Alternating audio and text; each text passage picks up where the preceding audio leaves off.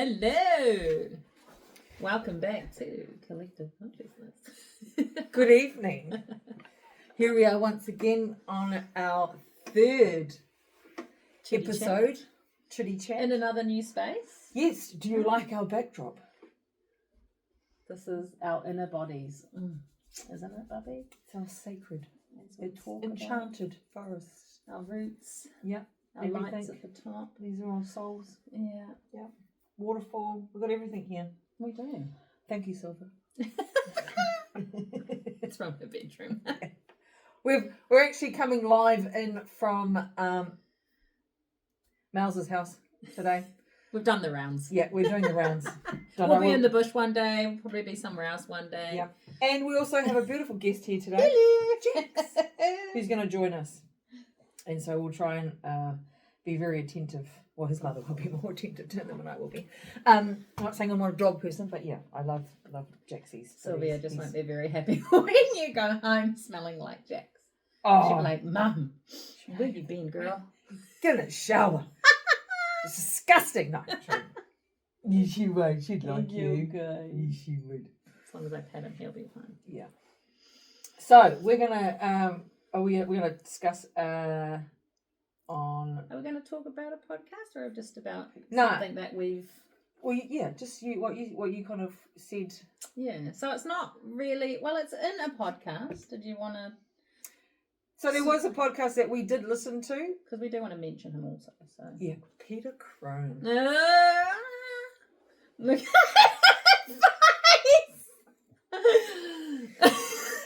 So hot in here. Oh my god. No, his husband to be. He just doesn't. His inner soul, let's put it that way, because Yeah. all men can be like him. We can all be like him. Yeah. Just the way he explains stuff, eh? Yeah. His language is just Love, pure love. Yeah, it is pure. Pure It is, love. it is pure love. It speaks to you Mm. really.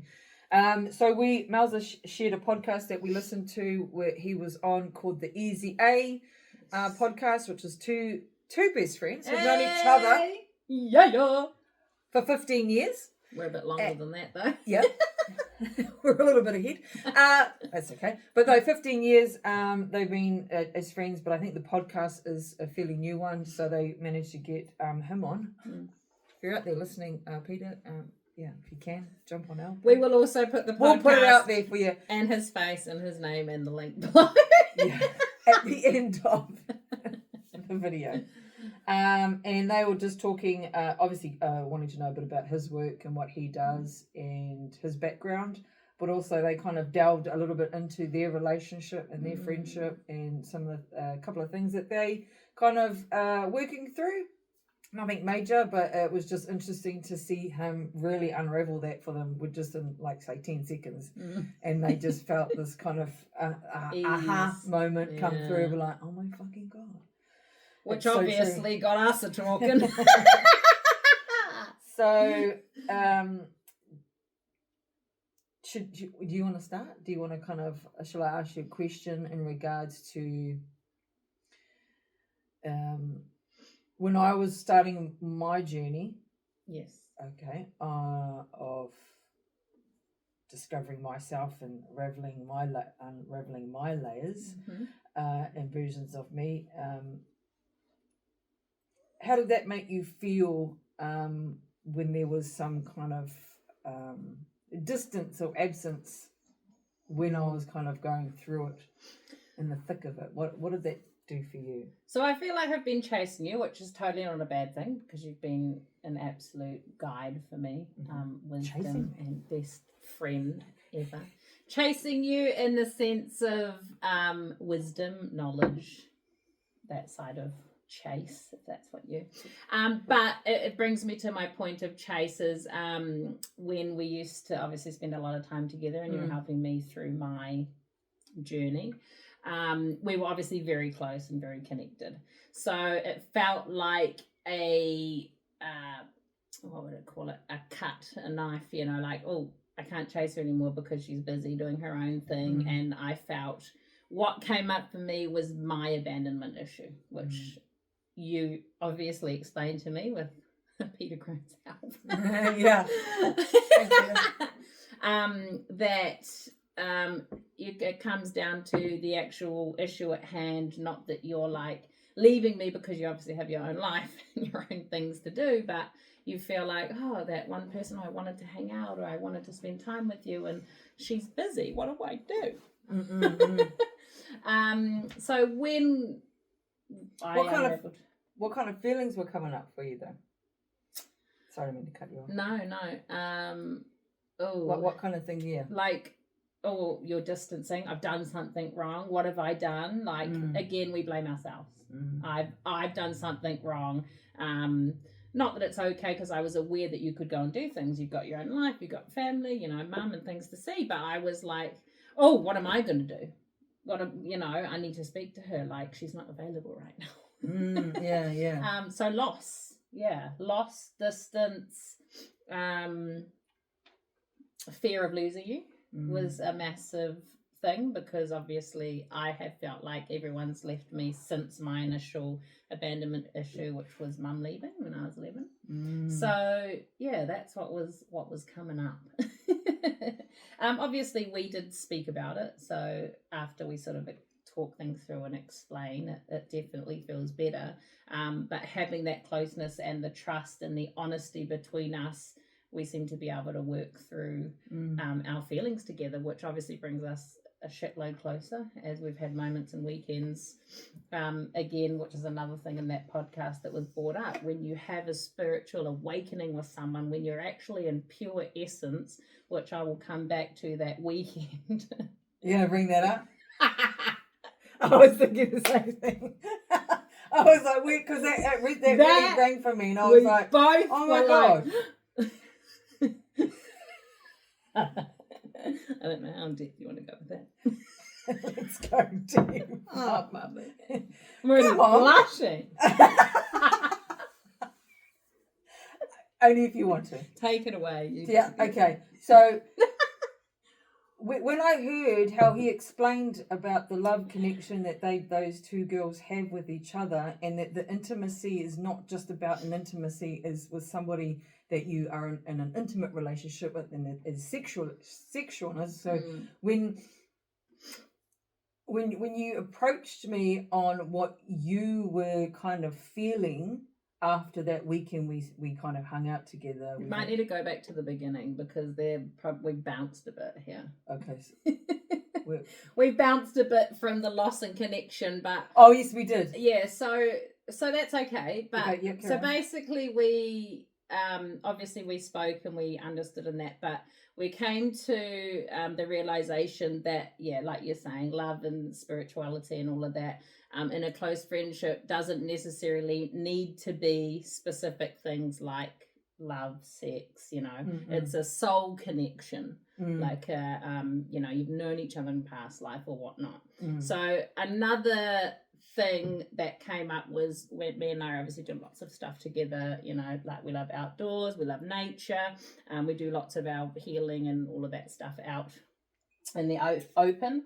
Anyway, one weekend in this summer just been, we went away and we just spent the day, day together, and we just did what we love. What we normally do. We go for, it was a beautiful hot day, so we normally go for bushwalks. Yeah, hike. We love our waterholes, beaches. Yeah, it was just just a very normal day. But we all, like I must say, I always do look forward to seeing you, knowing that I'm going to catch up with you, because it's having our time together, and it's what we both love. But we get to catch up, and and for me it's being in the presence with you. Yes, because I know that there's that there's that deep connection where I know you're with me. Yeah. I think it's because we're both on the journey. It's a soul connection. It's not like which we learned, I think, both of us that weekend. Do you feel that, or did you have different feelings that weekend as well, like before that? No, it was kind of making me understand. Yes. Like I was really feeling where you were coming from. And I think the kind of, I would say, somewhat confusion of the feelings because they're unfamiliar. You know what I mean? Am I feeling this because I might be attracted to my best friend and want to have a relationship with the that person. ego. And because we're both single, you think, oh fuck, well, is this meant to be? Is this, like, do I need a man? Do I need, it's like, what's meant to be of this? Or why does it have to be more than just a friendship? Yeah. Is that how you'd explain it? Yeah. I kind of want to just, before we continue, I really want to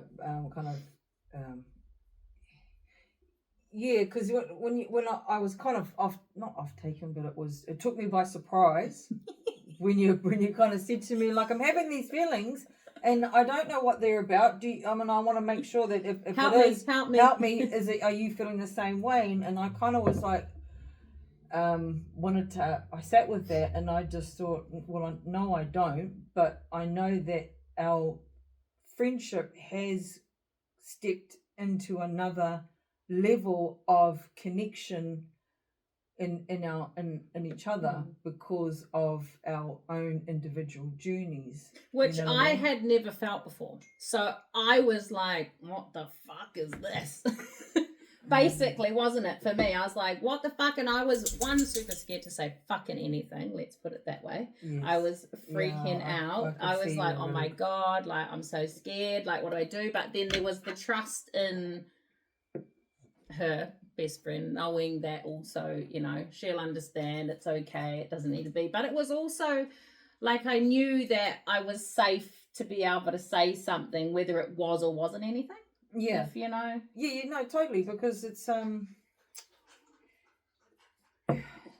it was just seeing you being in a confusion of your feelings and your emotions, not knowing what they were about. But I kind of wanted to help you just unravel that and become like, I was kind of speaking from my own feelings towards you as my best friend, who that I love all my friends. I don't, not many.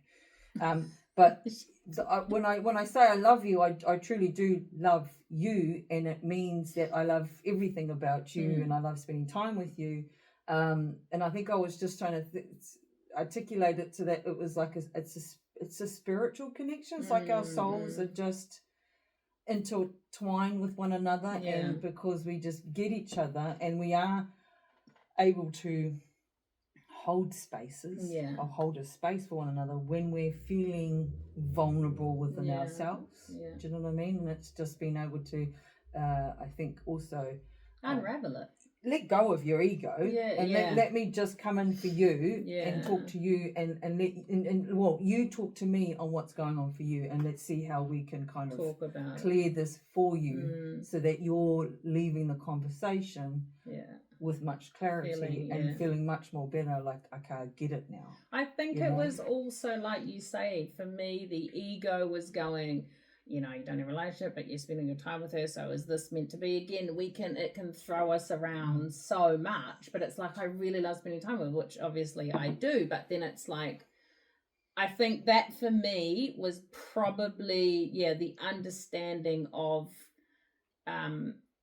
pure love, like that has never, without any sexual anything, pure love, soul connection, which I don't think I've experienced before. And anything in my life, apart from probably animals.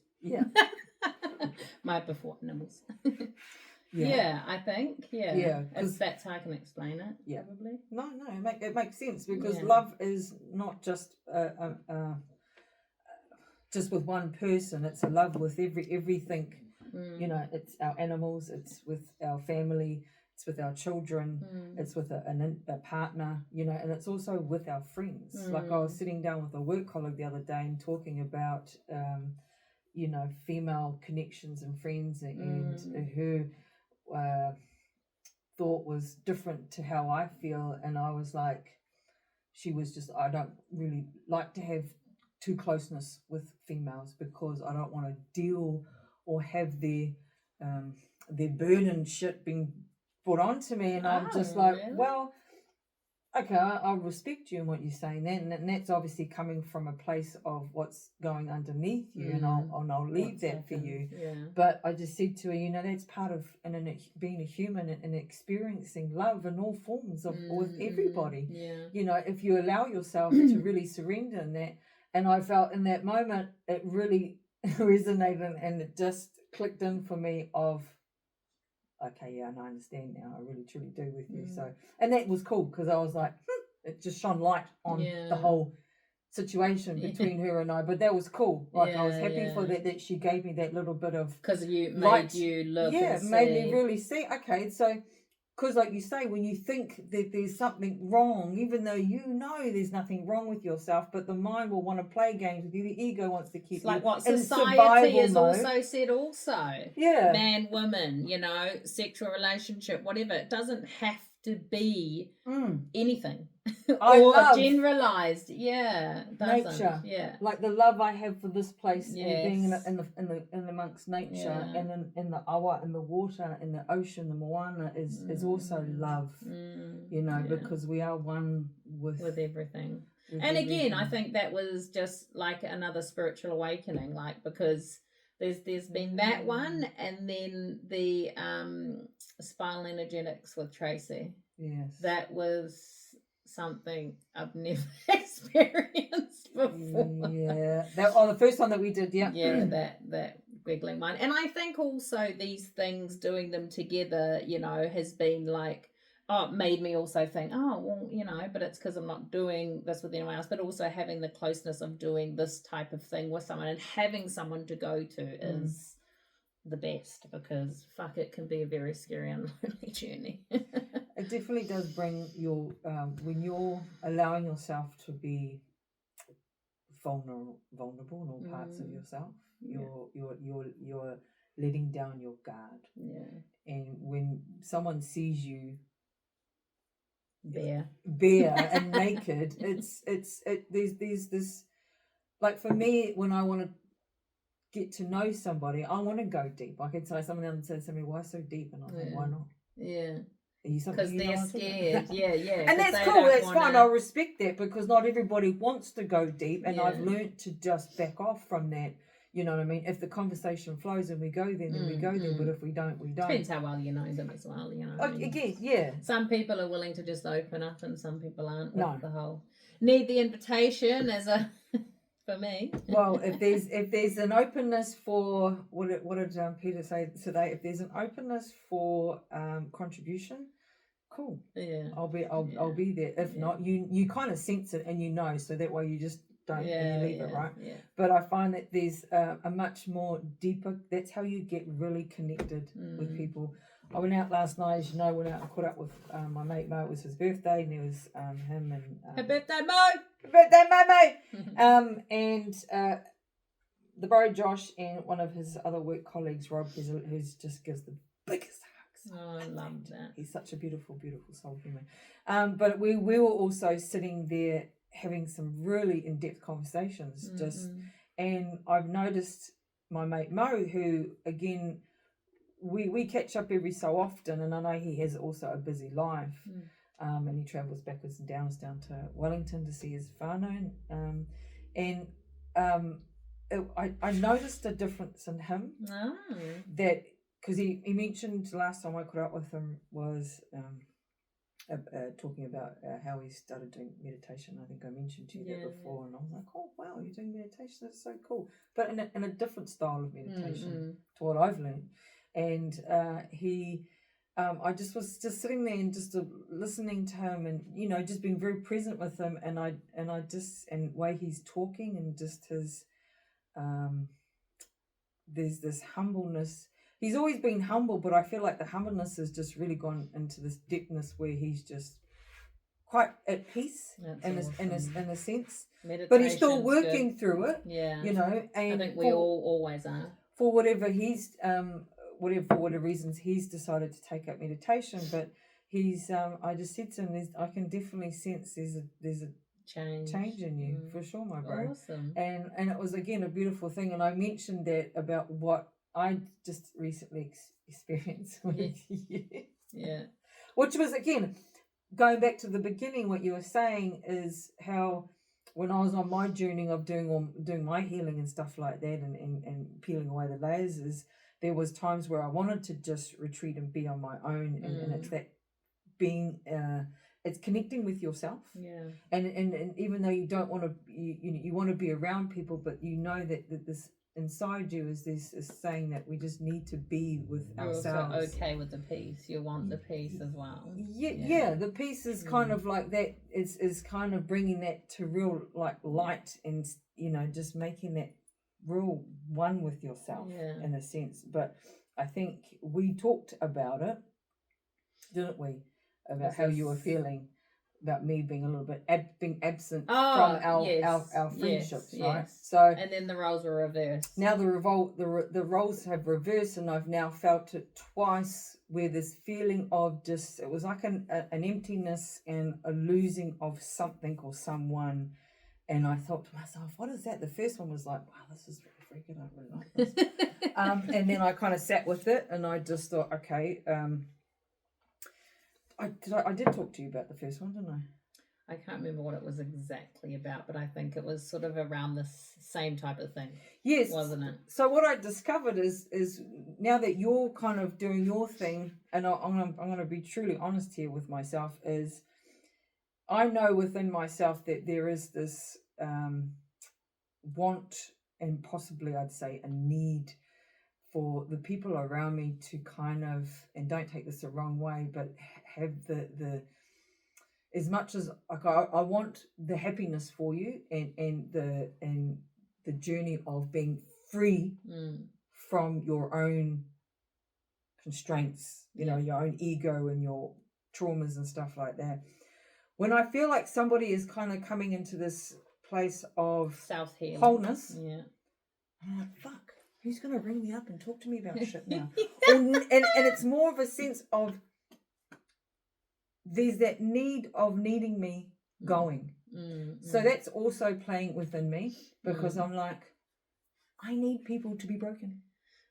I need people to be broken so they can talk in a But remember, you're way. healing people because you're meant to be able to then do it yourself. But this is my inner thoughts. Yeah, and it's also the subconscious part of me that is still probably needs some healing around it, of just that wanting.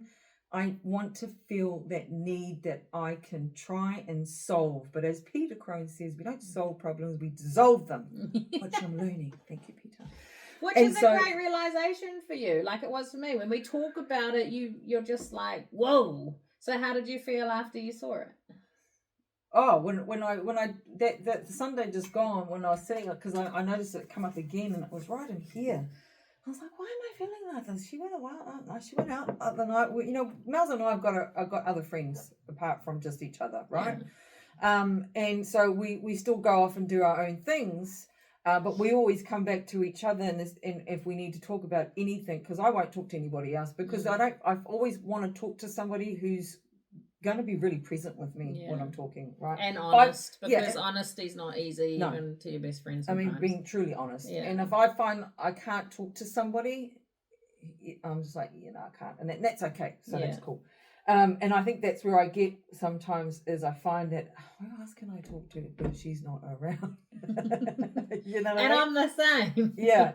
So when I sat with it, and I just thought, okay, I'm just going to let it be, and just let it unravel for itself and go through the motion. So I did throughout the day, and it sat there for a while. I went down to my little water hole. I went for a swim, and connecting with nature. Yeah, because I love doing that. Because when you connect with nature, and you sit with her in stillness and submerge yourself in amongst her, something just comes does up. Stuff. Yeah, it kind of clears the fog. And clarity just comes in, and it just, like, I find it connects me with my higher self. So I did that, went for a swim, and I thought, cool, okay. I think I messaged you, and I was like, and I still had thoughts coming in. I was like, she hasn't messaged me. Okay, maybe she's gone out, maybe she's doing something else. I don't know, maybe she's tired. I also felt this, and by the way. I felt it. And I knew it. And I just thought to myself, just fucking send her a text message. Go to the gym. Okay, so I'll go to the gym. So I went to the gym and I caught up with a mate of mine, my bro, and we trained, and I'm training, and I'm being present in the moment with him, you know. And then it wasn't until after I got home and I was cooking, we hung out for a bit, and then he left. Then I allowed it to just process in my mind, but not overthinking it and over analyzing it. I was just self-talking. Yeah. And I was talking, and I was just like, you know, so people do this and people do that. And then I was like, and people change. And I was just like, oof, it just dropped. And I was like, people change. So when somebody is going on a journey, we all change, and we grow and we change, or is it change and grow? You know what? I don't know. Doesn't matter. Whichever way you for want the better. For the better, way. you know what I mean? Yeah. And it was like, of course, the behavioural patterns are gonna change. So that, and when I boiled down to it, is that normally you would text me even if you weren't tired, but the fact that you're putting yourself more first and doing what's right for you, and there's no I will say, and this works on both ends, is there's that codependence on one another is not there anymore. Yes. Do you know what I'm saying? Yes. There's not an underlining drive. It's the from trust. you. It's the trust. From both of us, where I need you to fix something. Yes. Because we don't need to be fixed, because again, there's nothing wrong with us. But we also we talk and unravel though that when we've moved through whatever. This is what a true sisterhood friendship to me is about, because it's about compassion, it's about understanding, it's about acceptance, but it's also being fucking true to both of us, to each other when we need to be. You know what I mean? Because I'm going to call it how I see it. Yeah. Do you know what I mean? Yeah. And I know you would do the same thing. And we've had some massive bumps. Fuck yeah. But that's what sisters do. Who doesn't? Do you not have like that with your actual biological sisters? Sometimes. Maybe I'm just maybe it's just me. I don't. Siblings do have their moments. Of course. Surely we're not all perfect. Siblings are different though. Like, you know, more with the older one, not the younger one as such. But okay. Yeah. So you've had something. Yeah, definitely. You know what I mean? Yeah. And I feel I haven't grown up with any sisters. So all my friends that I've come into contact with over the years, I've always adopted them as my sisters. Yeah. And there's a couple that will probably know if they see this who they are. Yeah. And we still call each other soul sisters today from that time. Yeah. So, and that means a lot to me, you know what I mean? But I know, so discovering that and really coming to terms with it within myself, and still loving myself about that, because I know that,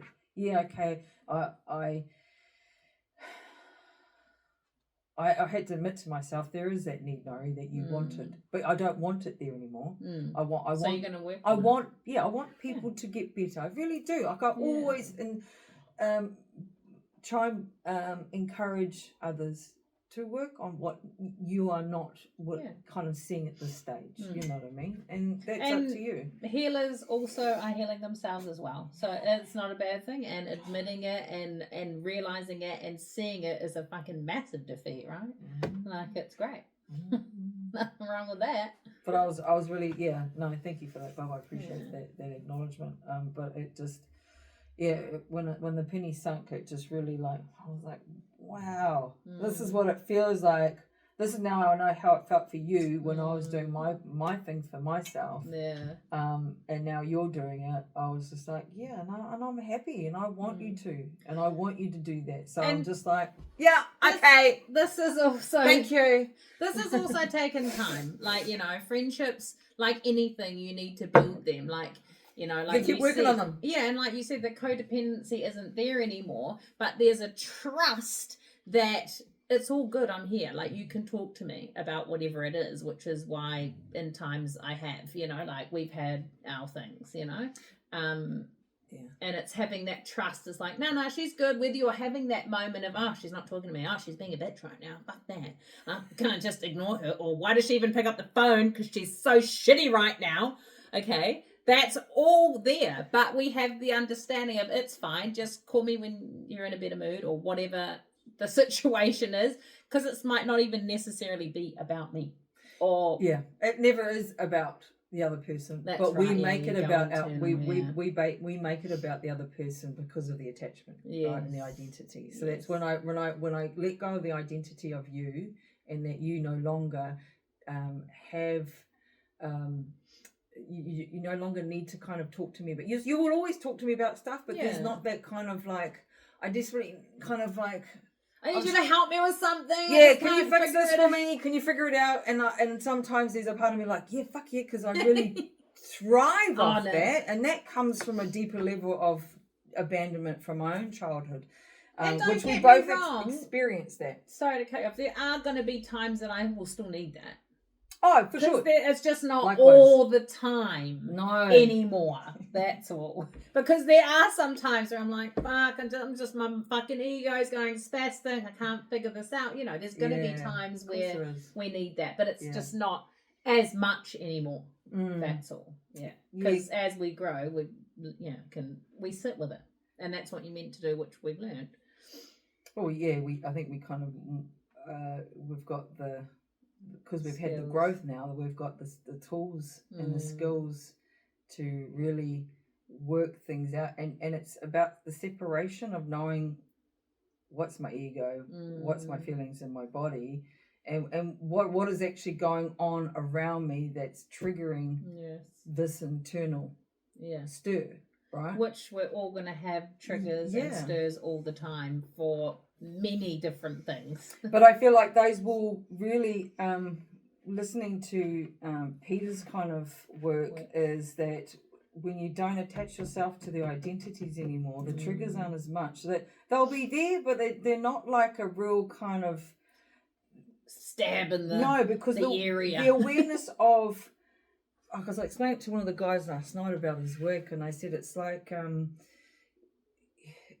knowing the program that you have in your subconscious is, and he talks about the insecurity, the scarcity, and the inadequate. So I know for me, the inadequacy was that I was dumb. And what you were always told when you were young. Yeah, it was pretty much, why'd you do that? It was dumb. Oh, you're dumb. Yeah, and so that then accumulated insecurity for me, which, okay, I'm not smart. I'm not good enough. I'm not capable of doing any academic work, no skills, and going to study. Why bother try? And so the fear of that was just like, I'm never going to be good for anything. I'm not going to go and study anything because I'm going to fail, and I'm just... Are you trying to say there's normally one major trigger? Like, is that normally the what you're trying to explain? I feel like for me, yes. Yeah. And I think he has kind of explained it, that there'll be one... There'll be one kind of circumstance or where someone has spoken something to you, and it's now implanted all those three feelings and insecurities inside you, but you've now created the language in your mind of those things. I'm not good enough, I'm not loved, I'm not worthy, I'm not smart. Because we aren't born with this. No. From 0 to 7 is... But we don't know that. But again, it's all part of you coming here on this planet to learn what we need to learn as a human, okay? Well, as a soul human, as I always say. We're a soul before we are human. As we choose our parents before.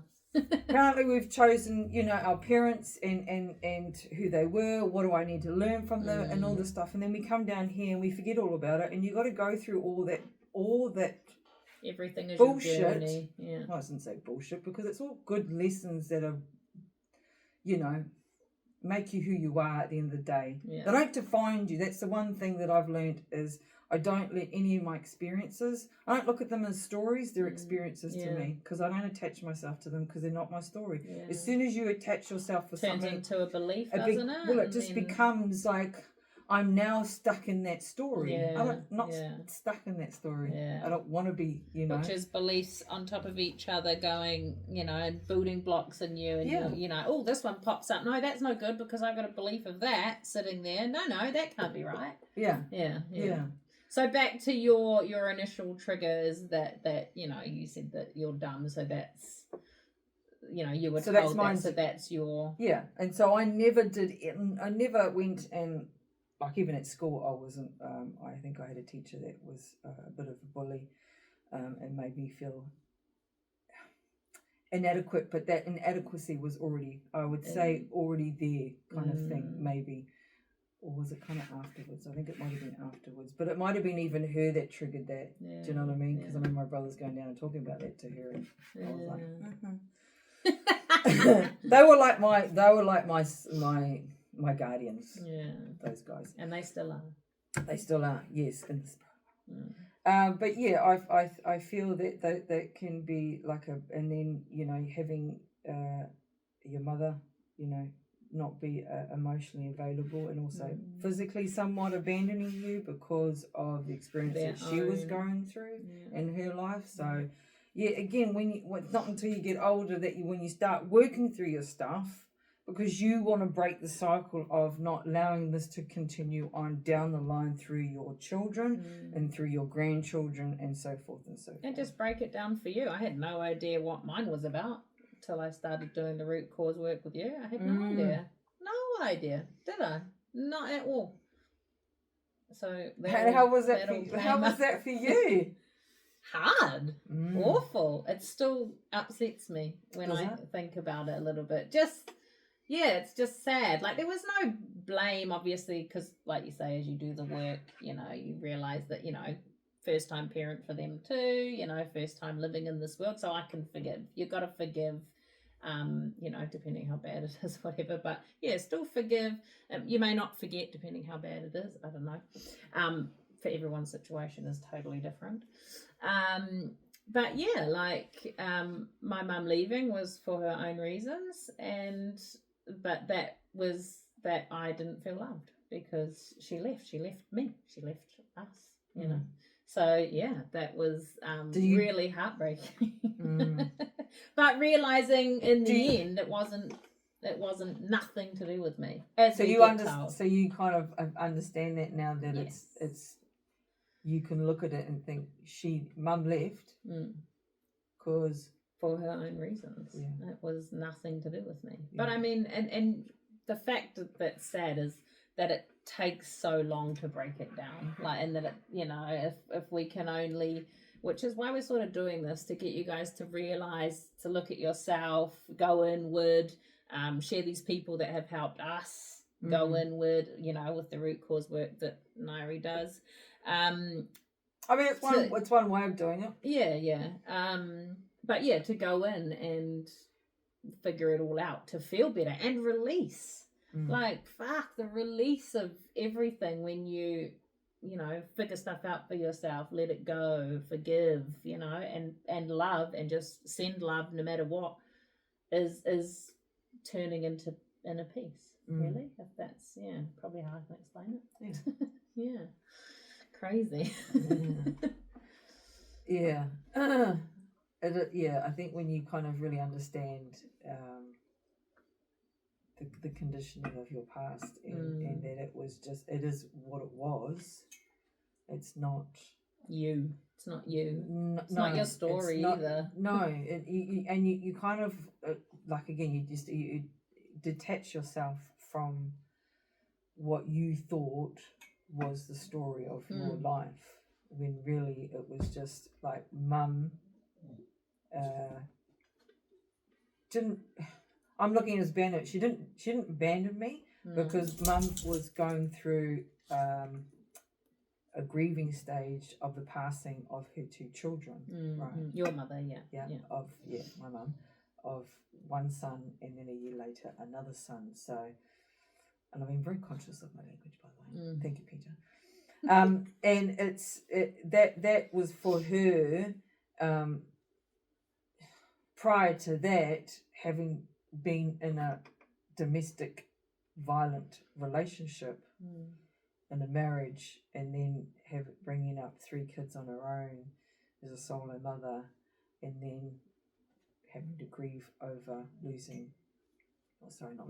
but the passing of her 2 children, and then having an 8-year-old, 9-year-old daughter who needed her attention. She can't give me what she How? doesn't have. Yeah. So there's memories that I have, and I don't look at them in a negative light or anything, but I do look at them as they're quite hard in the sense of just having to see my mum grieve, and there was nothing I could do to help her.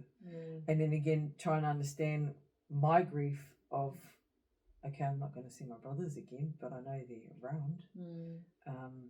But it was more like I had to grow up a little bit early before my time to help mum with her stuff, in a sense. But and then that my own experiences played out within my relationships and the men I attracted, who were very emotionally unavailable. And again, it was just the path that I took. But I will say each one definitely taught me a lot. Yeah. So much. Nothing I wouldn't change bad. it. Yeah, exactly. Nothing. No, you still,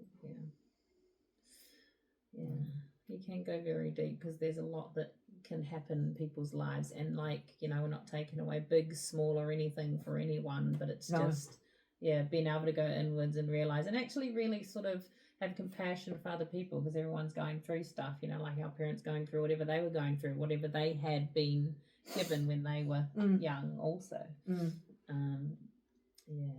We could go on. Well, we could.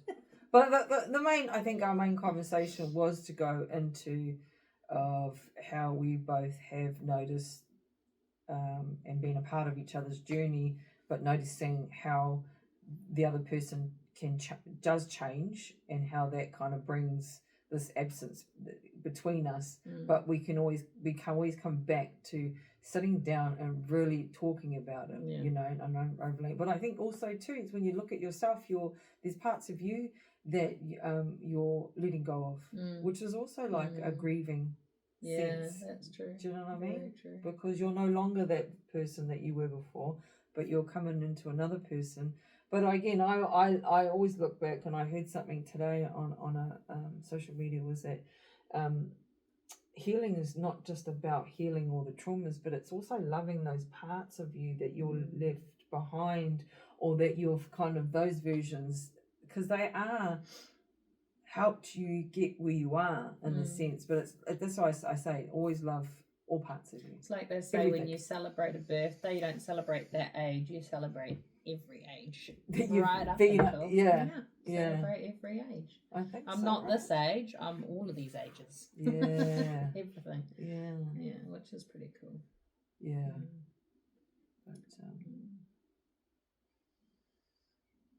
But how are we doing for time? Anything else you wanna 42 minutes. That's last one was what, an hour. No, I don't know. Is there anything you wanna? Not really. It's just we also, like, obviously in this, which enlightens us for these conversations with each other, is letting you know of the people that have helped us along the way. So obviously the podcast will put up of the two girls that Easy A that did speak with Peter Crone, only because Peter Crone doesn't have his own podcast. No, he travels around and goes around to other people's podcasts. Yes. That's what he does. So, he gets invitation. He does all these group sessions. I just, if you don't know him, go look and find him up. out. Yeah. So we'll put his name and his maybe image in the bottom here along with this podcast, because he is, even though the girls are great, he is sort of the reason sort of for our mindset. And well, just it's a recent. It's really a recent, for me. It's a recent discovery of him, and really kind of. I think I've been studying and listening, really attentively to his like his language and how he speaks, and also how he just really dissolves, the identities that you have about yourself that have come from something that has happened in the circumstances in the past, and now you've carried that identity and all that pain and hurt and shame and guilt with you for the past fucking, I don't know, however you are, how old you are, what, 40 years, 50 years, and he just kind of really helps you to identify those identities and dissolve them real quick and easy. But he doesn't tell you. He kind of just has this way because he sees energetically and listens. He really listens to what you say. Yes. Which I really... He can read a person on, like, their language of speaking because, totally. like, you've pulled me up sometimes and been like, oh, you know, use a different word for that. Like, oh, I could have been better. It's like, no, I am better and what I've done. You know, it's the wording Well, he of just something. kind of, he kind of likes to know where have you adopted that from and why do you say that? Like how he always says, like to the girl, he said, today you didn't lose your mother. Yes. So she just died. She just died. She's still around. She's still here. Yeah. But that lot, when you identify it, like when I try to remind myself of the loss, I lost two brothers when I didn't lose them. And there's still love there. They've just passed love. on. Yeah. And coming back to love.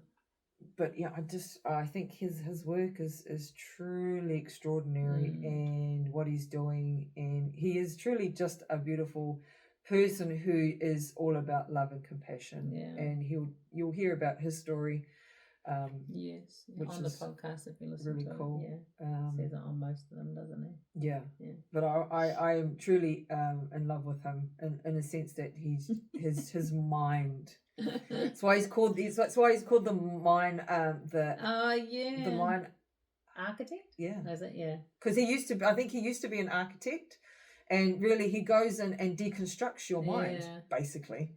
And I just love that he's quite playful. He's very funny. He's very fun, funny. very, very just, easygoing. He likes to get down into the nitty gritty, you know what I mean? And he does kind of have this compassion and understanding, and he just really gets everything. And again, what he says is I just help people get out of their own way. Yeah. I fucking love that. Yeah. You know what I mean?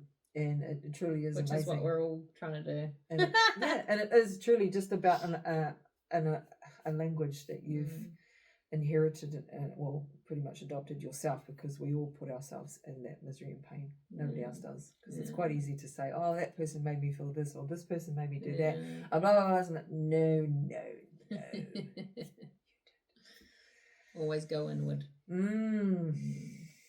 Always go inward. Yeah.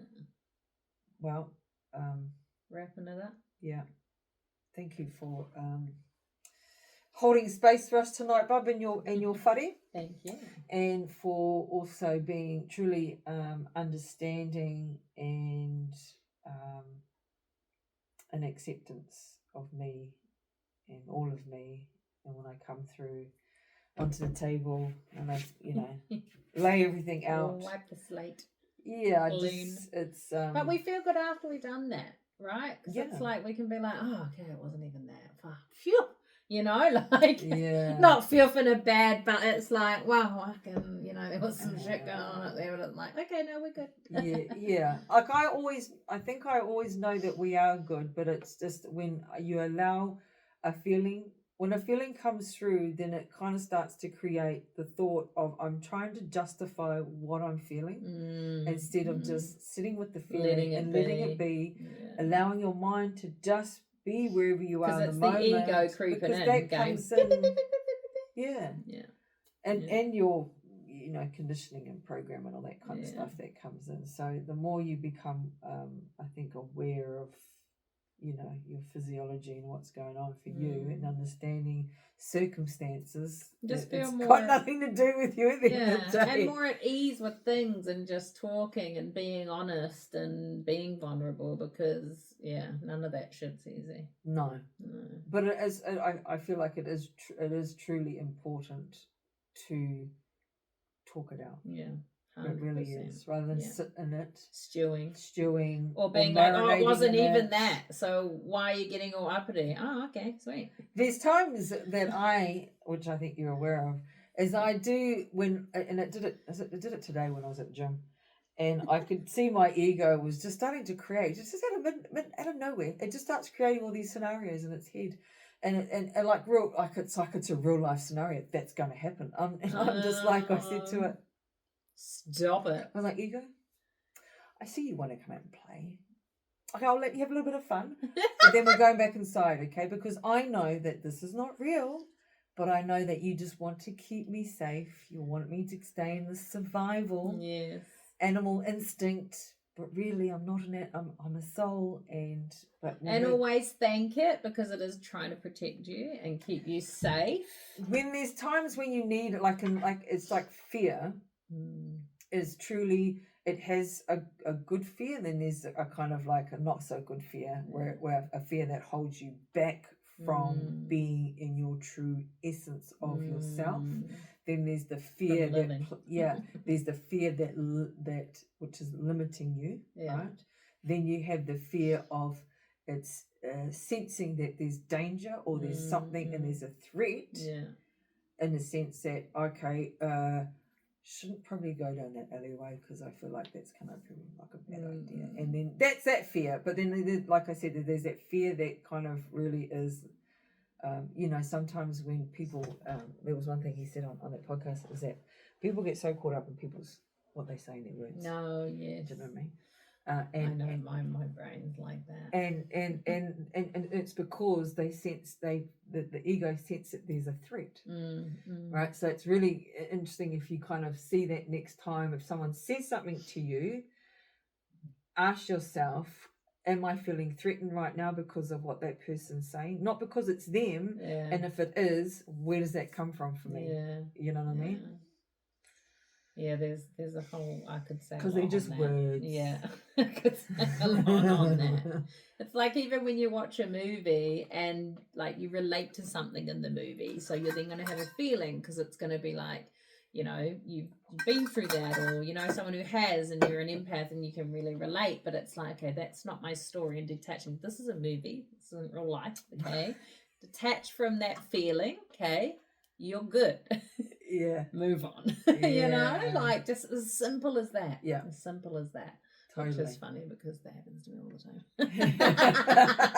But now being able to talk to it and recognize it. It's great, because you're so much more at ease. You're not always like, oh, fight or flight, or I can't watch movies, or this or that. Like, imagine what you wouldn't do if you lived in fear, like chronic fear, like all the time. And there are people that do, unfortunately, which is sad. But we hope that one day that they would, get out of that prison that they're in of themselves. For example, similar fear of flying. Now I know where that comes from, because as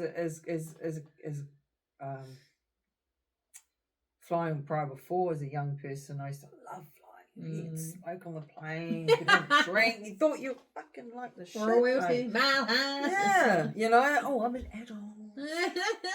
And then you experience, again, it's just an experience of turbulence, which is quite normal, that really shook me. And I think what really heightened it even more is because I had my mum with me. We're flying over to Brisbane, and the plane for like, I think he must have said 7 minutes. 7 Felt like a lifetime. The longest 7 minutes of my life.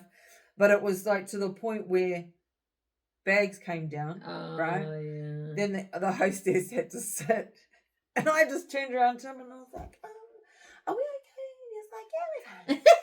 And I thought to myself, you're not really helping, are you? So anyway, I'm holding my mum's hand and I'm calming myself down and trying to keep, like, so that she doesn't see any fear in me, but I'm just like, it's okay, Mum, it's just turbulence. Captain comes on, sorry guys, we can't go anywhere, we just have to go on it, it's just another 7 minutes, we'll be out of it. And I'm like, fuck up. Shut up. And we came out of it, but that really kind of sent something into my nervous system of just fear. Well, because what is the outcome of that? Crash and die. And what are we fearful of? Death. I mean, it really is so simple. But, how often... Don't know what your fucking problem is, as Peter would say. How often do planes fly? Like, very, very rarely things like this happen. It's very unfortunate when your time is up. Your time is up. But, because I had a similar experience. But, working through this and being able to, talk yourself through it and know you're going to be fine, and trust in the plane, the universe, everything, that you're going to be fine. We booked a holiday far away. And we're still a bit like... But yeah, I will say that I've flown, backwards since to Brisbane. Close destinations. Yeah, and I always prepare myself because I know that, I'll do it a couple of days beforehand and maybe fucking a week. And I'm like, oh, I'm fine. Yeah. But now I'm getting a lot better at it. It's just like I'm a type of person, I've noticed that even though I'm fearful of something, I will still face it and do it anyway. Because you know the outcome's going to be... Well, I don't fine. think of the outcome. I just, because I don't know. I really don't know what the outcome's going to be, but I just still go and do it anyway because I know it's something I want to do, right? So now I got music, and I think the last time I came back from Brisbane, which is last year Christmas, and there was a bit of turbulence, but I played my music, and I kind of was like, you have your way, which is like, just think of it as like it's like it's rocking you to sleep. Yeah. But I find that when I've got music in my ears, I kind of start just dancing in my seat and moving, and so I feel like that I'm actually moving with the turbulence, and we become one. Your body, and and it's going through my body, and so when we do a big drop, I'm like, woo, it was the roller school. And then that was the drop. That was the drop, and I was like, that was so cool. And I just noticed the shift in that I didn't feel, like grabbing onto the seat or grabbing onto the next person's hand, looking at me like, who the fuck are you? Don't touch me. I don't care. You need to soothe me right now. And I've had that though. Again, I've had a guy say to me, "Do you want to hold my hand?" I was like, "Yes." And that was really lovely, you know what I mean? So I've learnt to just regulate. Regulate. Self-soothe. And work through which is another massive one. Because I don't want to stop flying. I want to keep flying. I want to keep traveling and seeing destinations. So again, that's that fear of limitation, but it's an experience and an attachment I have to that, thinking, oh, it's only your plane that's going to fucking crash. Out of the millions flying today. Yeah, totally right. Gosh. Again, we talk to ourselves some stories about all sorts of things, and there's just no need for it, to be honest. There's other things you could spend your time and your energy on, mentally and physically. Like doing a podcast like this. April. Definitely. Which helps us break it down even more. Hard out. Is there anything you want to, is anything else you want to clear up, or is there anything that's on your mind, or you're quite happy? No, I think I'm good. Any last passing words? We'll probably talk and then talk about something more. Because the next one always happens. But yeah, is there any kind of any passwords you wanna? Not that I can think of. No. Apart from that, we were trying, instead of looking at you so much, looking at each other, because we've noticed that in other podcasts. Well, I just find it... We have a play with it. Yeah. And we do when we talk anyway. We're always on FaceTime going blah, blah, blah, blah, blah. Yeah, they're already listening anyway. So it's like, I want it to... I kind of was looking at it as more of an easy way for us to conversate, where it's not so much kind of like, hey. Pretending you're not there. When really you are. Yeah. If you're listening or watching. Yeah. But otherwise, no, I'm good. Okay. You? There was a little quote that I wanted to kind of end it with, and I did not have a book ready. Did not have it with me because it's in my bag, and I'm like, fuck. But it was to do with something I came up around Did I write it? I remember you telling me about it, but you wrote it in your notebook, I think. Darn it. It's fine. No, it is fine. She's got many, and you'll probably hear it. Well, no, it's just, again, Peter has inspired me to really think about things and break things down for myself so that I can understand it. You know what I mean? I always kind of share with Mel and say to her, when you speak of something, whether it be spirituality, love, emotions and all sorts of things, is what is the definition of it to you. You know what I mean? So the whole identity comes up a lot in his conversations.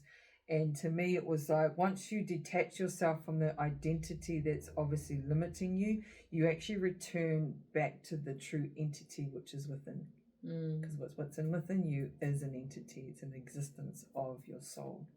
So that's how I looked at it. Beautiful. That's my quote to leave you guys with. All right, that's us. That's us. Thank you guys for joining us again. Once again, here with Collective Consciousness.